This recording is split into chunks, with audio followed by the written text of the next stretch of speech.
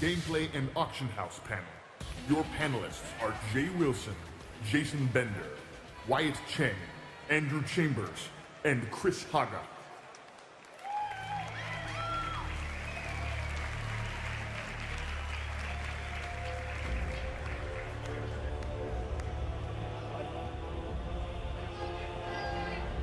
I love you too, faceless member. I actually can see your face. Oh, it's Pinto. Hi, Pinto. What's up, Blizzcon? How you doing? You guys ready to talk about some Diablo? Okay. So I have to tell you, the Endless Forces of Hell, they got some plans for you guys. But I have to say, looking around the room, I think you can take them. I think so.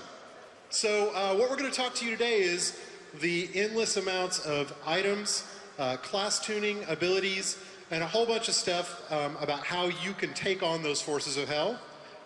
So our panelists here today are myself, Jay, I work on Diablo, Jason Bender, Senior Game Designer, Andrew Chambers, Senior Game Designer, Wyatt Ching, Senior Technical Game Designer, and Chris Haga, Technical Artist. So I'm going to go ahead and let Bender get started. Thank you, Jay. Hey, everybody. So I'm going to talk about achievements today a little bit. And you can get achievements in a number of ways. One of those ways is coming to BlizzCon. So congratulations, you got your virtual achievement. So, you know, not all achievements involve you going to LAX and all that jazz. Some of them are a little easier to get. Normally you might be playing through and you kill the Skeleton King. You can get an achievement for that. It allows you to track your progress as you're going through the game, feel good about what you've done, you know, review it. Some of it's a little more crazy. Extreme behavior.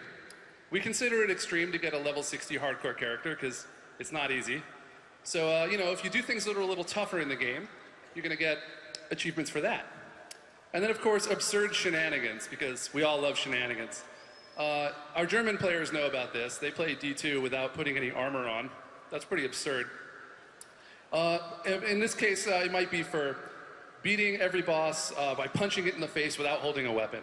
So that would be something that might get you an achievement. But, you know, what's the point beyond that? They're fun to collect, they let you track your accomplishments, but when you get achievements, they also unlock components for your banner. So your banner is sort of a visual representation of what you've done in the game, of all your accomplishments. The more you achieve, the more components for your banner you unlock. For example, in PvP, you might open some crests. Just playing through the game normally and getting achievements by quantity will extend this pennant, so it gets more stuff on it as you play. Other achievements can change the cloth, the sigil, the accent. And then, of course, if you play a lot of hardcore, the base of your banner will get bigger. And after a while, it can all add up to something pretty cool. So now, these banners are not just pretty, although they are pretty. They also allow you, in co-op, to teleport directly to your friends. So if they're out running around, you don't know where they are, you went back to town to craft something or buy from a vendor, you can just click on their banner and then teleport directly to them. So that's pretty useful. Plus, that's a good way of ensuring that people see your cool banner. That's not it, though. There's some other elements we're adding to make gameplay a little more convenient for you. For example, the Stone of Recall. So the Stone of Recall is an endless use item. You can use it as many times as you want to get yourself back to town from the wilderness. So here we are, like, you know, casting it. Takes about 10 seconds. Can be interrupted by monsters. Let's hope that guy up there on the left doesn't interrupt us. So you get back to town, and it leaves this blue portal thing behind. And that allows you to go back to where you came from. Only you can use it. Your friends can't use it, but they can get to you with your banner, so that's no big deal. We're not sure what to call this thing, maybe like Village Door or something. If you can think of something, let us know. Also, we have the Cauldron of Jordan. So the Cauldron of Jordan allows you to sell stuff right out of your inventory. So if you want to clear up your inventory, you want some gold, you can sell as many things as you want right out of your bag. Similarly, the Cube of the Nephilim allows you to pick items in your bag and convert them to crafting components. So you can, you know, you got some stuff in your bag, you like it, maybe you replaced your gear, you don't want to go back to town just yet, you can use the cube of the Nephilim to convert them into crafting materials and craft all kinds of cool stuff. Thanks, Jason. Holy moly, there's a lot of you guys out there. How you doing? All right, I'm going to talk about crafting for a bit, but crafting is all about making items, or making your existing items, even more awesome. So I wanted to take a step back and look at the way that items were handled in Diablo 2, and what their item life cycle was. You kind of got items from two different sources in Diablo 2. You could buy it from a vendor, or you could do what I've done here, kill Andariel and get awesome Trident. Once I've picked up that item, I'm probably gonna say wear it for a while, but then it's gonna get upgraded, and I can trade it to my friend for some gold, maybe, if I'm lucky, or I can sell it to Chassis here for some gold. What do I do with that gold? Well, you could gamble it with Geed.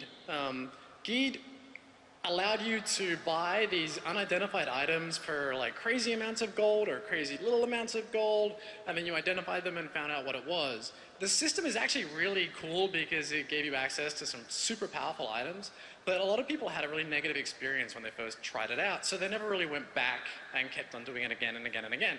So you just end up hoarding all of your gold, and that's not really a life cycle. That's just, you know, a pub with no beer.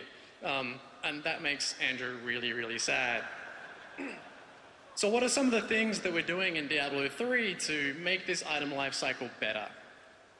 First off, I want to talk about the Mystic. The Mystic is where you go if you want to enhance your items. She can take any item that you have, like your chest piece or your bracers, and she can add an enhancement to it. The enhancements are a wide array of things, like Gold Find or Magic Find, but also increase core stats. There's also a whole bunch of things that you can do for, like, that's class related. So for example here, it increases hatred regeneration by 0.83 per second on a one-handed weapon. The interesting thing about enhancements in Diablo 3 as opposed to WoW is they're actually random. So that 0.83 per second, that actually has a chance, like the bottom line for that is 0.66 per second. So you can see up here I've enhanced my Keen Axe of Storms with hatred regen, and I've gotten the bottom. It's like 0.66 per second. I can reapply that enhancement and have a chance of actually making it better and making it get to the top end of that range. The awesome thing about that is, as you're leveling up, you know, you apply the enhancement and that's good enough, and it's maybe like middle range. But at the end game, by applying these enhancements, you can get like really super powerful enhancements on your items that you wouldn't ordinarily be able to get by investing time and resources into that. And of course, she really facilitates aberrant builds. What is that? That is a demon hunter running around with a one-handed axe and a shield. Who the hell thought of that? We did, because it's awesome, you know? Like, you don't always have to want to run around and play with ranged weapons. Maybe you just want to, like, spam Fan of Knives and Chakram and Vault everywhere and that sort of stuff. And the Mystic can allow you to do that. Ordinarily, you wouldn't be able to get hatred regen on a one-handed axe. But, hey, she lets you do it because she's kind of cool. And she levels up. She has 10 levels. Awesome artwork. We have amazing artists, by the way. Have you noticed? Yeah. She levels up. She has 10 levels. Every time she levels up, she gets more powerful enhancements. And she uses pages of training to level up, which you can get from killing monsters randomly in the world. The next guy I want to talk about is the Jeweler. This guy's Covetous Shen. He's a little bit shady, but if you have anything gem-related, he's the guy to go to. So what can he do? He can combine your gems. In the game, you have like 14 different ranks of gems. Gems can be put in sockets of your items, and they imbue extra properties. So like, you know, you want more experience, you can put a ruby in your helm socket, and that gives you plus X% experience for every kill that you make. The more powerful ones, of course, like are only found and able to be combined, so you're going to have to level him up to get access to those. He can also add sockets to items. This is great. Like, say I'm playing a bard and I'm like really loving precision and frenzy and kicking butt that way. and I get this item, and it's got tons of precision, or sorry, tons of like fury regeneration on it, but I need precision. So I add a socket to it, and then I can put the gem in there, which has the plus precision attribute. He also removes gems from items. This is actually, it's actually pretty cool. Let me give you an example here. Say you're like leveling up, you hit level 60, you've been having that plus experience gem in your helm the entire time, but you're level 60 now. You don't need experience. So you go to this guy, you have him take the gem out, you put the plus 20% life in there, because in Inferno you're going to need it. And then you can send that plus experience gem to your ult and then help level him up faster. Speaking of leveling up, the jeweler also levels up. As he levels up, he gets the ability to combine more powerful gems, higher ranks. He also uses pages of training to level up. So when you're like improving your like artisans, you're gonna have to kind of pick and choose which ones you want to focus on. Fortunately, they're account based. So you know you level up your barb to level 60 and you focus on the blacksmith the entire time. When the demon hunter, you level in, you jump in, and right there and then the blacksmith is already like level 10, and your mystic, you know, you can level her up separately. Talking about the blacksmith, we've spoken a lot about him already. He can forge items and craft, you know, things for you. What we haven't spoken about is he can actually craft legendary and unique set items for you. So these are things that you find in, say, normal difficulty. So here he's like making the Sanity's Edge. It's a legendary two-handed mighty weapon. This has actually come from a plan that you found when you were killing a monster. You took that plan to your blacksmith, you taught it to him, and now you can make that again and again and again. He can also make the unique set items. Now, this is a normal difficulty unique set. You're gonna, you know, find this in the world when you're playing normal. The tricky thing about Diablo is that these items can drop from anything. It's not like you can pick one boss and just go and farm that for your set. So we figured, hey, let's, you know, make it a little bit easier for you guys. And once you get this plan, you can then craft every item in this set to get the set bonus.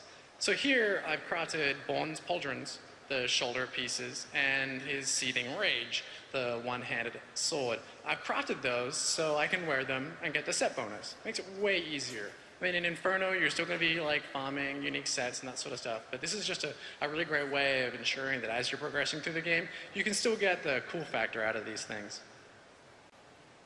So how does the Diablo 3 item lifecycle look with all those added features? Well, when an item's born, it can come from a vendor or from a loot drop. It can also come from crafting or, of course, from the auction house. So what do I do with it? I can wear it. Probably definitely going to wear it if I buy it off the auction house. When I'm done with it, I can sell it. That gives me gold for repairs or for crafting or forging more gear. I can salvage it, and I can actually sell those salvage components on the auction house. I can use them to enhance my existing items. I can put it on the auction house directly, make gold, make money. It doesn't like that. Or I can trade it. I can help twink out my characters, or I can, you know, give it to my friend and be nice. It's not my style, but, you know, I twink. So what's an example of that? So say I'm playing through the game, and I get a loot drop. I don't really need it, it's not an upgrade, so I decide to salvage it. Salvage it into some components that I put for sale up on the auction house. Someone buys that, win, rock and roll, I made some gold. I keep on playing for a while, and then next week I go and like look on the auction house and see a wicked one-handed axe that's just like perfect for me. I decide to buy that from the auction house. I didn't know that that was actually crafted from the same salvage components that I sold on the auction house a week earlier. That's a life cycle, and that makes Andrew happy. And of course, we have some awesome item artwork that we just wanted to show off. It didn't fit in anywhere else, but these are all the awesome items that you're going to be doing and playing with. Thanks.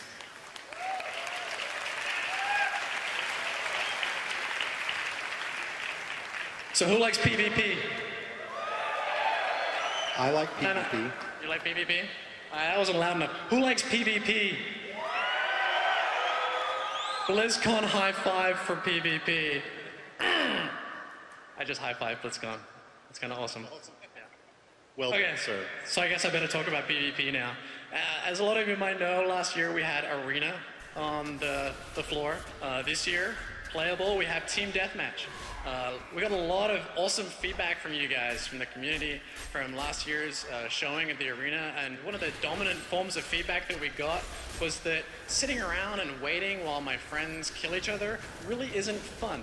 So we're introducing Team Deathmatch. Team Deathmatch really solves that problem. You die, you're back in 3 seconds. You're back in the fight, you're fighting, you're able to like play with your character more, you're able to explore more. There's not the intimidation factor in Team Deathmatch either of like, wow, am I gonna let my like arena team down by coming in with this crazy magic, you know, wizard build that only spawns like mirror images and that's all I do? No, it's totally cool. So Team Deathmatch, the game is 10 minutes games. There's 2 teams, red and blue. At the end of the game, the team with the most kills wins. There's definitely no skill swapping during games. There's also no item swapping during games. We want there to be like still some tactical advantage to understanding, hey, that barb over there who's running up and like stunning like the heck out of me the entire time. I need to know that the entire 10 minutes of the game so I can actually effectively deal with that and respond. It's definitely going to be 4v4. Last year it was 3v3. Stepped it up. 4v4 is way more fun for responsiveness and the interactivity.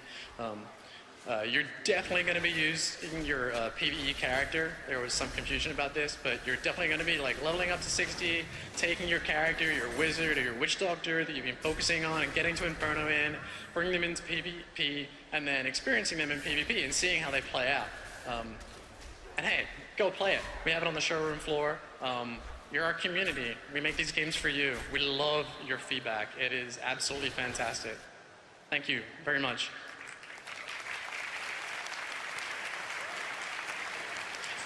All right, I'm going to talk about the auction house. I hope you guys like UI because there's a wall of it coming at you. All right, so why an auction house? Well, one of the major things and reasons that we decided to do an auction house is because trading is a big focus of the Diablo games. So some of you might know that you get loot in Diablo games and it's kind of a big deal. That loot is randomized. The Diablo system is pretty unique in that everything that drops is got some kind of random element if it's something that you wear on your body. And any monster could drop any item in the world. You don't have to go to a particular monster and do that. But because of that, there's actually really, really low odds that you get the exact thing you want. Even if you get the exact thing you want, the chances that it actually has the best stats that you could possibly get on that item is pretty much, it's almost impossible. And that's really by design. Because Diablo's always been a social game in the sense that you play with and trade with other players. So trading is really the best way to get the best items in the game, and that's always been the case for all the Diablo games. We've focused really heavily on the trading aspect. So given that, you'd think that the previous games would have awesome systems for trading, and if you think that, you'd be wrong. So in Diablo 2, there were a bunch of ways you could trade. There was an in-game interface where you could kind of put items up, and you'd stick your item up, and somebody else would, and you'd say, well, what do you got? And hopefully it had something good that you wanted. You could throw items on the ground and pray. I wouldn't recommend that. You could go up and post in the chat channels or forums, hoping that someone is listening who has the thing you want or wants to buy the thing you have. It's pretty inefficient, and it makes the chat channels not really very chatty. And then you could also go to like third-party websites and buy things with real money. That works fine, except that maybe the transaction wouldn't work, maybe you get ripped off, maybe someone would steal your account. None of those are really great experiences, and we felt that we could do a lot better. So we focused on an auction house because it's really a very well-known, convenient, secure, easy way for people to trade. There's things like the WoW auction house, there's eBay. People understand an auction house, they understand how it works and how to interact with it. So we made the decision to allow players to trade in Diablo 3 the same way that they traded in Diablo 2, with gold or real money. So we're going to let you pretty much trade almost anything in the auction house. A wearable item, gold, stackable components like crafting items and things like that. So, and this is one of the most important points. We want you to be able to participate for free if you go into the real money auction house. A lot of people have said to us, I don't necessarily have a problem with, the real money or not. I just don't want to open up my wallet. I don't want to give you a credit card. And you know what? That's fine. You don't have to, and I'm going to explain how. This is Timmy the Demon Hunter. Why is he Timmy? Because it amuses me to call a Demon Hunter Timmy. So Timmy needs a new bow. That'd be nice. That bow would be pretty awesome. Venom Husk. Got a lot of blue little statty things on there. We like those. So he goes off in the world seeking his fortune. Oh, does he find it? Nope. Instead, he finds this thing. Wow. 566 DPS, two-hander. Not for him. If he had a barbarian or a barbarian friend, that'd be a pretty good item, but, well, we're going to pretend that Timmy doesn't have any friends because he named his Demon Hunter Timmy. I mean, come on. But he's still happy. He got this really awesome thing, but he wants his Venom Husk. So he's going to go up on the auction house, and he's going to post this up, and he's going to post it up on the Real Money auction house. Now, the important thing is here, he can do this for free, because every week we're going to allow people to have a small number of free listings. And one of the reasons for that is we want you to be able to generate some income and get a balance without actually having to spend any money. So he puts his Overfiend up there. It sells. Bong. $7.50 in his account. Now, he could have output that to a PayPal account and made $7.50 playing Diablo, which is pretty awesome. Or he can do what he did, which is put it directly into his e-balance, and now he can use that to go back on the auction house and buy things and post more auctions. So Timmy is happy. He goes up, he finds his Venom Husk, $5. Bam. Purchased. Sent to his character, and equipped. Check him out. So on top of being able to participate in that way, we also are going to add a lot of features. Some of you are in the beta and you've managed to play with the gold auction house, and you've probably noticed that it's not really as fully featured as we'd like. So we are adding a bunch of new features. The first one is a smart search feature. And basically what this does is it takes any character that you want, it'll look at the character and say, okay, you seem to be a barbarian who likes a lot of crit. So we're going to point you at items that do that. And then you can kind of funnel the results and say, these are all the items I want, but I really want precision, I really want lifesteal, so just show me the ones that have those affixes on them. So another thing we've done is we're going to add an advanced search, which really is kind of a bigger version of the smart search. It lets you basically just set all kinds of parameters, pretty much anything that you could literally specify the exact item stats that you want to see. And features like this are really important because the Diablo item system is not filled with a lot of named items that are easy to search for. You're really going to be searching more for stats. So next, we are going to let you sell stackable items. It's currently not supported, but it will. That's gold, gems, crafting dies, tomes, books, all those types of things. Almost everything that is worth selling, pretty much everything that's worth selling, we're going to allow you to sell in the auction house. All right.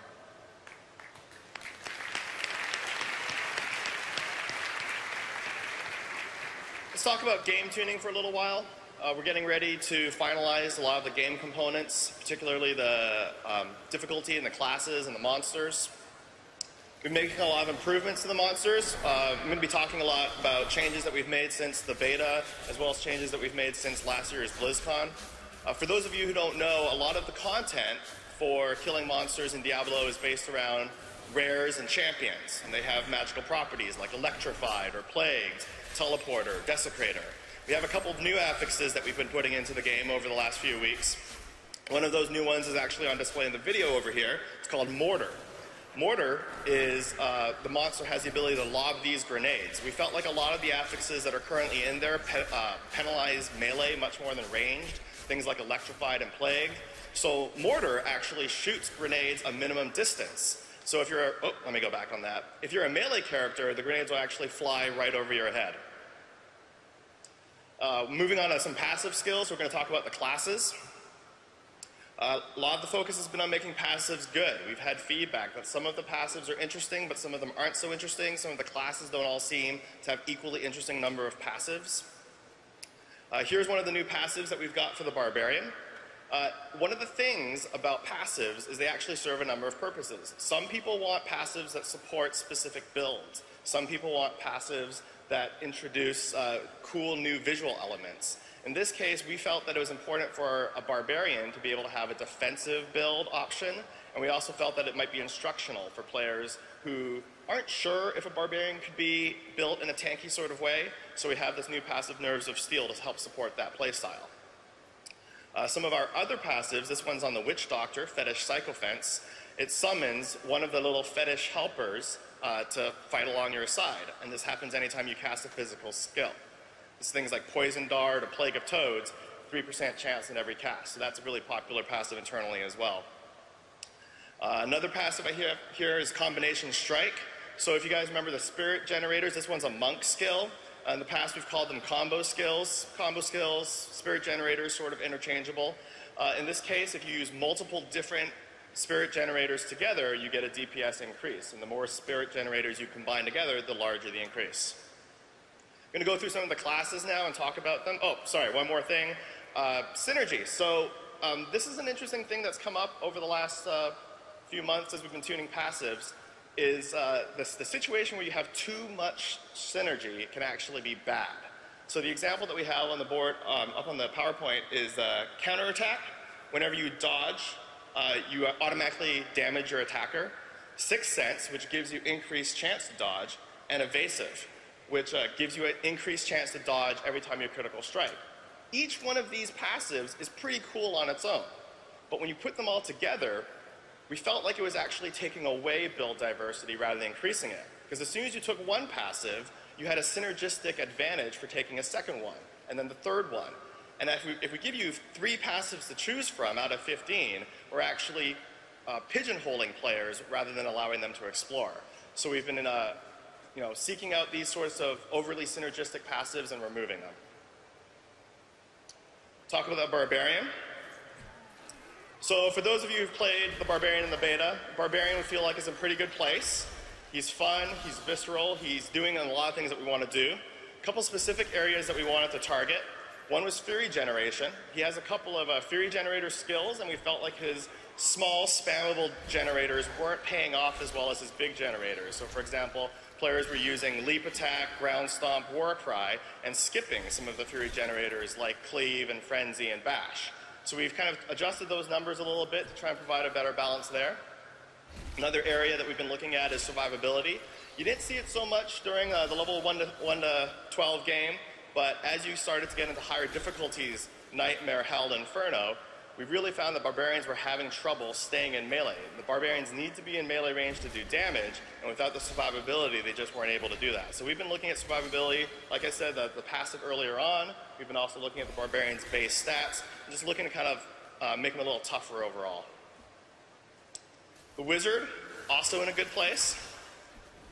For those of you, again, who've been following along, we have a set of skills that were called academic skills. We've renamed those to signature skills. It's the same idea. Basically, as you level up, the skills become cheaper. Eventually, they become free. We really like how that's playing out. Overall, the Wizard's feeling pretty good. One of the areas that is a concern for us is whether or not it is worthwhile to use a signature spell when you're out of arcane power, and whether or not it's worth using a non-signature spell to spend your arcane power. So we've been tweaking those numbers to make sure players feel like they actually have different reasons to use different spells. And finally, one of the major changes that we've been making is all of the Wizard and Witch Doctor spells have been converted over to do % weapon damage. A major reason for this is we really felt that the casters needed to value their weapon more. People were finding weapons and looking at it and saying, well, I don't really care about the stats on this sword because my skills don't use it. So it's all based on weapon damage. One of the questions we get all the time is, well, then should my Wizard just use a giant two-handed mace? Because I don't want to hold a two-handed mace. Well, in addition to being based on weapon damage, we also use the weapon's speed to determine your casting speed. So if you use like a wand or a fast dagger, then you'll actually cast faster as well. Talk a little bit about the Witch Doctor. Witch Doctor lover over here. One of the questions we get also is about mana. People have noticed that in the beta, mana seems to be unlimited. This, in the beta, is absolutely true. The mana gameplay that we want, mana is the only resource that's returning from Diablo 2. So what we're doing with it is we're providing multiple mechanisms for the Witch Doctor to recover mana. In this case, one of those will be passives. There's a number of passives that have to do with mana regeneration. There's also runes, and some of the runes will help out with mana regeneration or making some of the skills cheaper to cast. And then there is items. You get mana regeneration and items. The goal here is that players will choose a mix of different avenues to supplement their mana regeneration. So one Witch Doctor might decide to use a number of skill runes as their source of mana regeneration. Others might rely on gear. Another might take passives. Some Witch Doctors might actually do all three and go way overboard. Now the question is, will that Witch Doctor who just puts everything into mana recovery have unlimited mana? And the answer is actually yes, because we want lots of customizable builds. The Witch Doctor who decides they don't want to have to mess around with mana and overloads on it will probably sacrifice some offensive ability or utility to do so, but will at least get to play in a way that's fun for them. Unfortunately, a lot of this play isn't really evident in the beta. The passives just start to kick in at level 10, a lot of the gear doesn't have a lot of mana regeneration on it yet, and the skill runes aren't in yet, so you won't see any of that. So from level 1 to 10, before any of this gameplay really kicks in, we basically make mana unlimited and free because the player hasn't been given the tools to overcome a shortage of mana yet. We're going to talk about the passives. We talked about Fetish Sycophants earlier. Another new passive on the Witch Doctor is called Circle of Life. Circle of Life makes it so that whenever an enemy near you dies, it automatically summons a zombie dog. And what's really cool about that is you don't even have to have the zombie dog skill trained. If you have the passive Circle of Life and an enemy dies, and there's a chance that the zombie dog comes out. If you take the zombie dog skill, then you get to add runes, and the passive will benefit from that as well. This particular Witch Doctor in the video took both Circle of Life and Fetish Sycophants. So using only 2 passive skills, she actually has quite a big pet army with her. Moving on to the Monk. One big concern in the beta is survivability of the Monk. We've been working on, particularly during the early levels. During our internal testing, we actually find the Monk has a lot of good survivability later in the game, but that's only when a lot of the skills have unlocked. Early on, Monks were having a hard time. So we've been doing very targeted, focused changes on certain of early combo skills, like Fists of Thunder, does a small bit of knockback on the 3rd hit now. Long reach is slightly longer in its reach. All these sorts of things are just kind of micro adjustments that help improve the survivability of the Monk. The other area that we've been looking at is mantras. A lot of players understand that the fundamental concept is that it's a buff that's on yourself and others, but there wasn't any really good decision point as to when you were going to push the button. So for the first 3 seconds after pushing, activating your mantra, the effect of the mantra is actually doubled. So for example, if you have a mantra that increases the damage taken by all enemies near you, at the time that you push the button, now the effect of that mantra is doubled, and you can actually unleash some of your high cooldown powers, 7-sided strikes, stuff like that. And finally, we've been taking a hard look at combo attacks, spirit generators. Like I said, we use those terms interchangeably. In this case, we had some players who said they just want to have one spirit generator and they want to spam it all the time. And then we have other players who say, well, actually, I really like the idea of combining the two. And so that's been kind of a delicate balance, trying to support both styles. I mentioned the passive earlier. So we've been really looking at changing the timing, changing the structure, to basically make it possible to combine them, but not mandatory. And finally, with the Demon Hunter. For those of you who don't know, the Demon Hunter is based around a dual resource system of both hatred and discipline. Hatred is an offensive resource, and discipline is a tactical resource. We're moving over to a system of using both hatred generators and hatred spenders. The idea is that really in the beta, you're always out of hatred. You're like shooting, you use up all your hatred, and then all of a sudden now you have to use your normal attack again. And that just wasn't very fun. So now we've divided up all the hatred skills. Some of them generate hatred. Those tend to be more utility-oriented skills or plinking skills. And then we have hatred spenders. These tend to be your big bombs or have extremely strong effects. Another area that we've been looking at for the Demon Hunter is snares. The Demon Hunter is a ranged class, and we really wanted to make sure the Demon Hunter had tools to keep enemies at range. We considered adding additional root, and we've used that in small amounts, but we didn't want to give the Demon Hunter too much stun. That's not really part of her kit. So in this case, we've strengthened all of her snares. Just like a couple percentage points, but it actually makes a huge difference, and when you're actually playing, you can really keep those enemies at bay. Finally, we've been cranking up the awesome on all of the classes. What do I mean by that? Well, sometimes we're really happy with the mechanic and how something's playing out. Maybe we like the mechanics and the numbers of how our skill works, but for whatever reason, it's not delivering on the visceral fantasy. And so we've been working a lot with our technical art department to basically amp up the visuals, amp up the feel, amp up the effects, so that the skill still functions mechanically the way we want, but has a lot more appeal.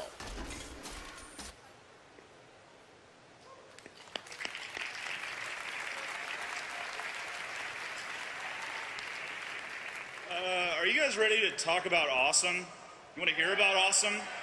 That's all I care about. Awesome is awesome. Let's get these words off the screen. Oh, it's more words. Okay, so kick-ass gameplay is more than just a great idea or a great mechanic. Really, to be pushed in the stratosphere of pure awesome takes a synthesis of the two. So today I'm going to walk you guys through a mausoleum of ideas that didn't quite make the cut and the things we've done to give them a spark. First up is the monk. So one of the cool things that came out of our brainstorming sessions was we wanted the monk to incorporate some kind of temple aesthetic into his skills. And we prototyped something here which is pretty awesome. It's basically the monk summons a huge temple and collapses it on his enemies, which is totally sweet. I think it's sweet. But it has some gameplay issues. It's too confusing. Each pillar requires a click. It takes up a lot of visual space on the screen, so we simplified it. Here we go. I'm gonna cast it on a spider.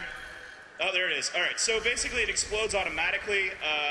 It's a lot easier to play, simpler to use, easier to understand. Doesn't take up as much space, but still kind of gets through some of that temple aesthetic that we were going for. So next up is the Demon Hunter. We knew that we wanted some kind of companion for the Demon Hunter, and there's a lot of ideas about what that could be. You know, a raven, which I think is the unruined version of the skill, is definitely one of them. Maybe a wolf. But we also tried some crazier ideas, like a floating skull. I don't know. Whose skull is that? It's friggin' huge. I guess he bites enemies. That's a bit magical. It doesn't really seem to work. We also tried a floating sword. I love floating swords, they're awesome, but on a Demon Hunter, it doesn't really seem to work, you know? It's kind of more arcane. I could see a wizard having a floating sword that floats around and like smashes enemies. So we replaced it. We went with something a little more basic, a little bit more corporeal. We went with like a bat. I guess he bites enemies and like sucks their blood for you or something. I mean, it's pretty sweet. It's got some shadow stuff on it too, so it's a little bit more in the physical realm. It's something I would expect a Demon Hunter to have following him around, slaying the allies of hell. We also gave him something a little cute. I love these little guys. Oh, little ferrets. That's awesome. I'm gonna call that one Bitey. I love ferrets. So some ideas are just awesome right off the bat. They go in the game, they're totally sweet, and you don't really have to do much to them. This is called Call of the Ancients, which summons the Ancients from Diablo 2 to come in and slay enemies on the battlefield for you. You love it, right? I love it too. When I first joined the project, Julian Love described it to me, and I was so excited to flip my desk over. Pencils and everything are just going everywhere. So, love this skill. You know, it's not just hero skills that need to be awesome, it's also monsters. I mean, monsters have got to be awesome, so you feel more awesome for slaying them. So first up is the Goatman Shaman. Picture here, you're going to kind of see that he has a lightning shield, which he casts on himself, and when you hit him when he has a lightning shield on, it does damage to you, it returns damage. It's a great mechanic, it's a great idea, but if a shaman could really only do one thing, what would he do? When I imagine myself as a shaman, I think, fury of the elements, savage, bestial, chaotic, smothering my enemies in an avalanche of frost, consigned to an icy grave. Let's see what that looks like. Yeah, hit him with the frost. Oh, you died. It's an upgrade, it's more awesome, I don't know. All right, so, another monster we have, this guy shows up in Act 2. He's a rockworm. He's definitely not inspired by a desert-themed sci-fi universe at all. So get that idea out of your heads. Don't even think about it. So this is our first implementation, which is pretty cool. He has a cool intro, but he's kind of like a lot of other monsters we have. So we wanted to spice it up. So now what he does, still bursts out of the ground, but if you're unlucky enough, he's actually going to catch you and eat you. Yeah, spits you out. That's what I'm talking about. That gets my blood boiling. All right, GG guys, that's all I got.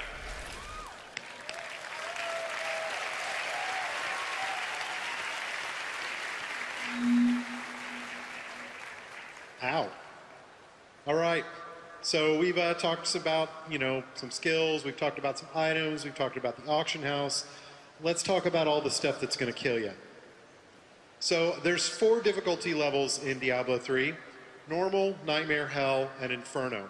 You progress through those in a kind of linear order. I'm going to talk a little bit about each one of these. Well, more about Normal and then more about Inferno. So Normal.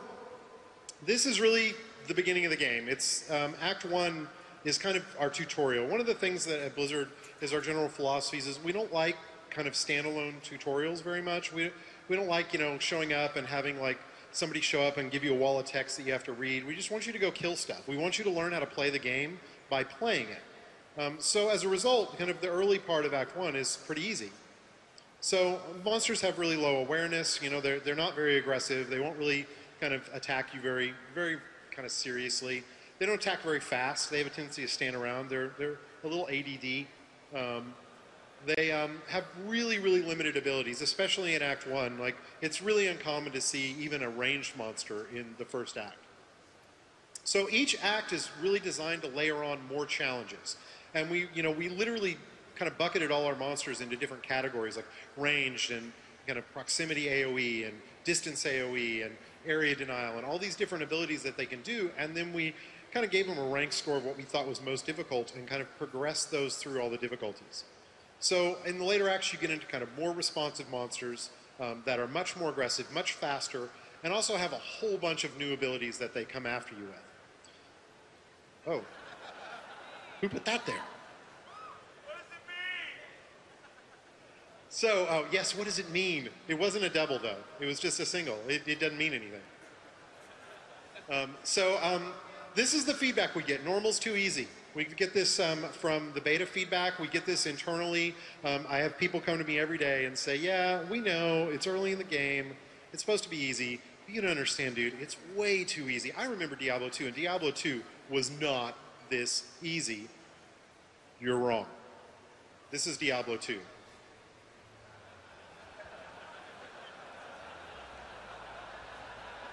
Yeah. I think she's going to get hit in a second. Oh, no, he missed. Oh, she got hit. Okay. Oh, she took some damage. I think she's going to be okay, though. So, this is on purpose. Because early on, I know we're awesome. We're great at games. And because of that, if you're hardcore like we are, this stuff's too easy for you.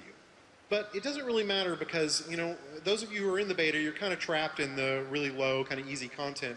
But you're going to blow past this so quick and get into the other difficulties. And, we're going to talk about that a little today. Our challenge as game developers is to try and make the game approachable for casual players, but still interesting for serious gamers, and build a game that's got depth. There's a really important point here. Hardcore games for everyone is what Blizzard does. It's what we've always done. So one of the things that people say to us is the game feels really, really easy in the early game. Are you just making the game for casual players now? And we say, no, we're making the early game for casual players because we want to turn them into hardcore players. And because we do that is why we have so many wonderful people here today. And that's what we're going to keep doing. Thank you. That being said, I'm sure some of you are going, yeah, but come on, is it really hard? Like, how hard is it? It's not really hard, is it? You got soft. It's not that hard. Well, you're not going to believe anything I say. I'm going to be like, yeah, it's super hard, whatever. So one of the things we asked some of the guys on the team to do, we got a whole bunch of people on the team who are playing the harder difficulties now, and we've asked them to, do a little bit of a testimonial so you guys can see how hard the game really is. So you've got normal difficulty, you've got Nightmare, Hell, and Inferno. Normal mode was pretty casual. It was very fun, you know, you're one-clicking, you know, having laughs. Once you get into like Nightmare mode, it starts kind of turning into all business. Like, whoa, whoa, whoa, like that thing just killed me. The game really starts, for me anyway, at Nightmare. Once you go into Hell difficulty, it starts getting really hard.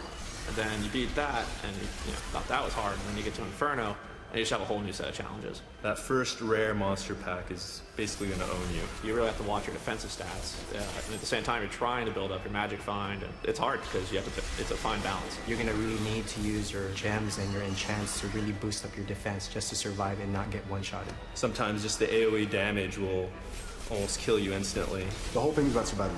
You're not going to do any good to anybody dead. When you just rush into a boss in Nightmare and above, they will kill you so quick. Man, the biggest drop I want is gold.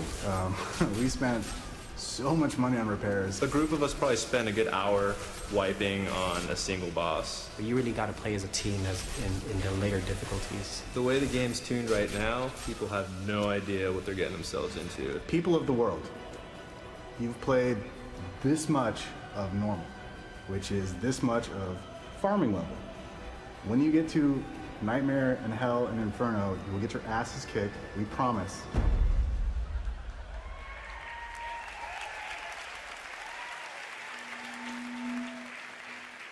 I don't know what's doing that. I'm doing it somehow. Power of my mind, I guess. So higher difficulties, what are those all about? What are we going to do there? How are they going to be different than the normal difficulty? And that's what I'm going to tell you. So Nightmare, Hell, Inferno, these are our higher difficulties. A lot of the things we focus on in these higher difficulties is things that we can do to add depth to the game. So new item affixes. So one of the things that we found is that the Diablo item system is pretty dense. It's a pretty hardcore system. And so we've actually decided to go ahead and pull a lot of the item affixes that say don't matter that much in normal difficulty and just push them to the higher difficulties and not even bother in normal. I mean, a lot of you probably remember Diablo 2 and you'd get, you know, resistance items gear in normal difficulty and you didn't even care because resistance is in normal difficulty. It's not that hard to stay alive in normal. So those are the kinds of affixes that we pushed up. And by pushing those kind of out of normal difficulty, what we do is we introduce new attributes in higher difficulties, which adds a lot of depth to how you build your character and really increases the item game. So one of the other things we do is focus a lot on rares and champions. Rares and champions are basically randomized monsters. We can take kind of any monster in the game and then we have a bunch of different powers that we give to them that get kind of randomly assigned.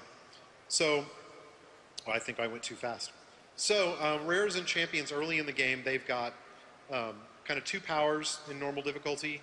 In Nightmare, they can get up to 3 powers, and in Hell and Inferno, they can get up to 4 powers. And we also have a whole bunch of powers that don't even start showing up till you get past normal difficulty. And a lot of these powers really introduce new mechanics. So, and this is probably the best example when people ask us how much have you really built the game for the higher difficulties. 70% of the items in the game don't even show up until past normal difficulty.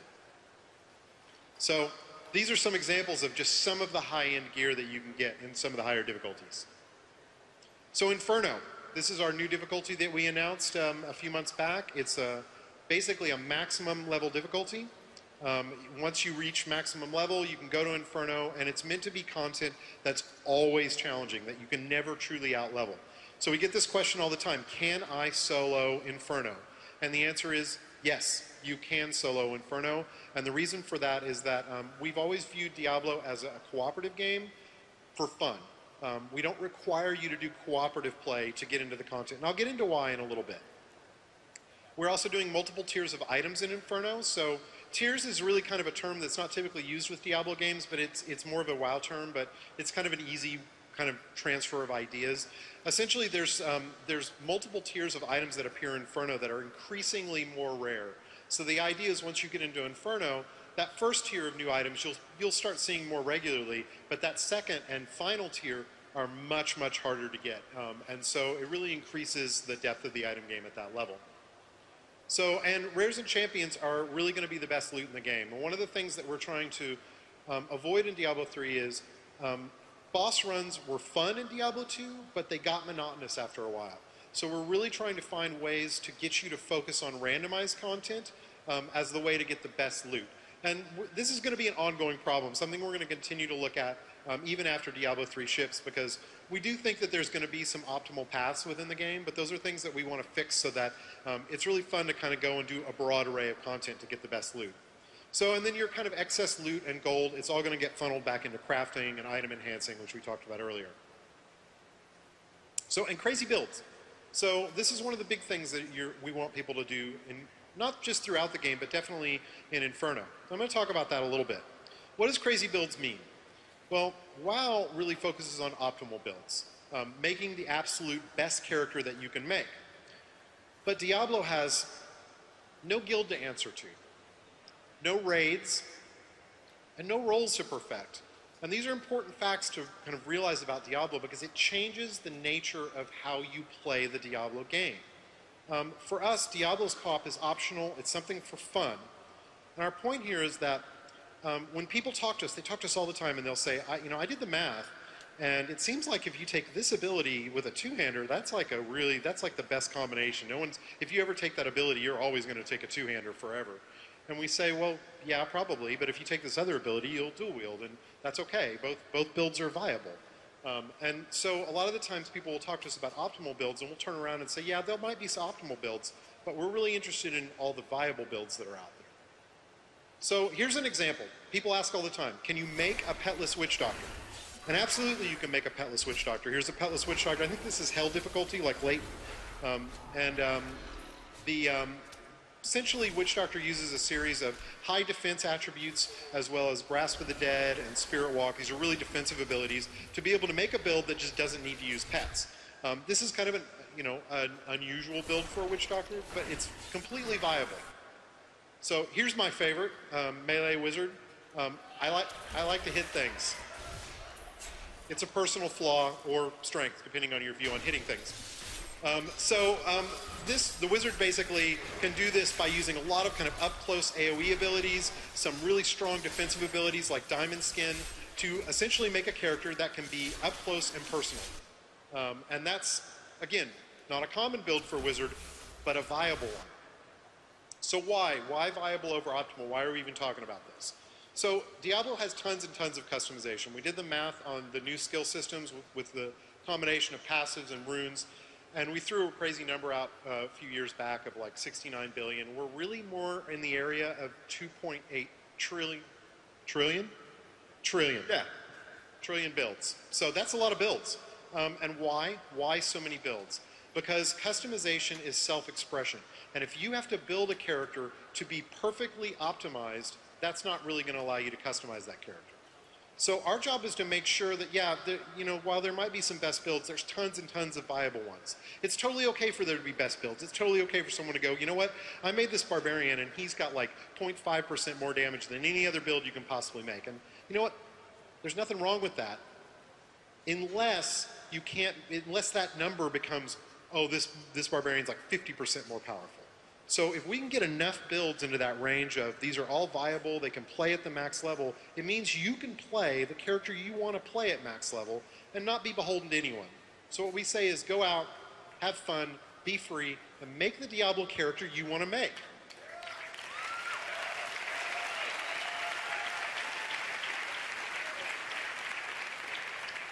All right, so we're almost done here.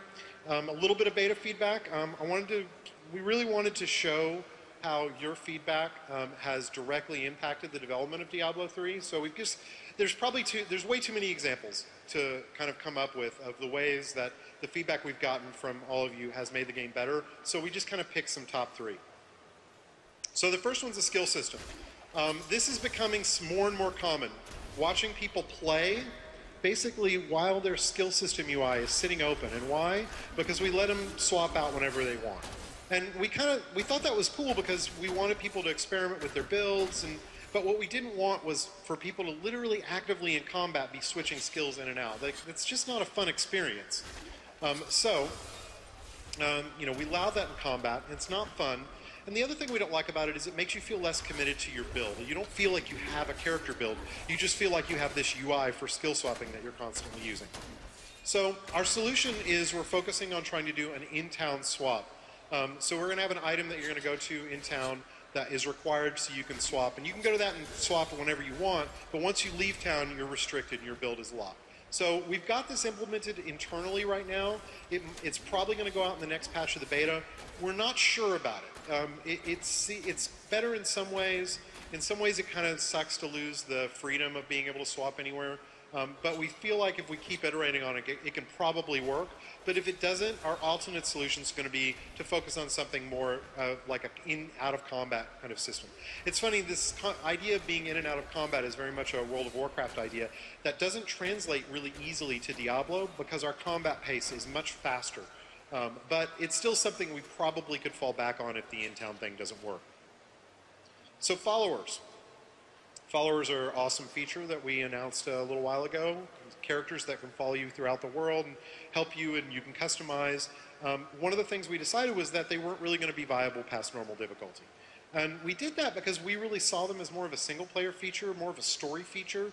The thing is, we got a lot of feedback that many of you didn't like this.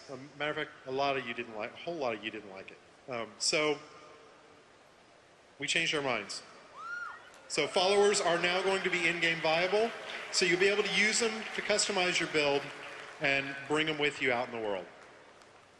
So this is a fun one. We posted our items up on the Blizzard website a while ago, and a lot of that stuff is really temp, so take it with a grain of salt. Like, we're really still very much in itemization's one of the kind of last things you get kind of hardcore on.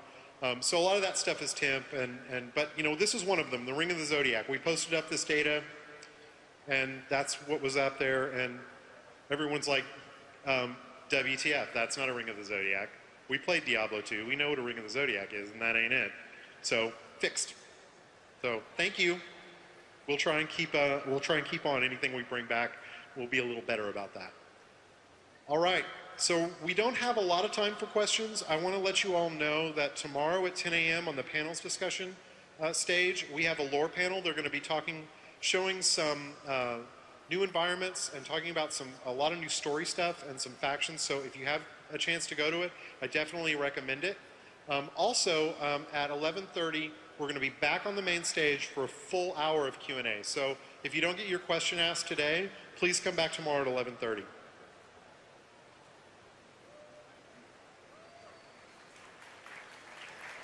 Thank you. I don't know. Where are you going? Come back here. There you go. I think we only have time for one, is what the thing in my ear is telling me. So this gentleman stepped up. So Chad's the villain. He's the reason we can only have one question. No. My name is Jay. Here we go. Are the amount of free postings for cash items on the auction house going to be limited by a day-to-day basis, weekly or monthly? It's going to be weekly. We don't know exactly how many we're going to do, but it should be enough to be able to do a good amount every week, and then it'll refresh on a day that someone who is not me will choose. Thank you. All right, guys, I'm sorry. That's it. Thanks for coming out.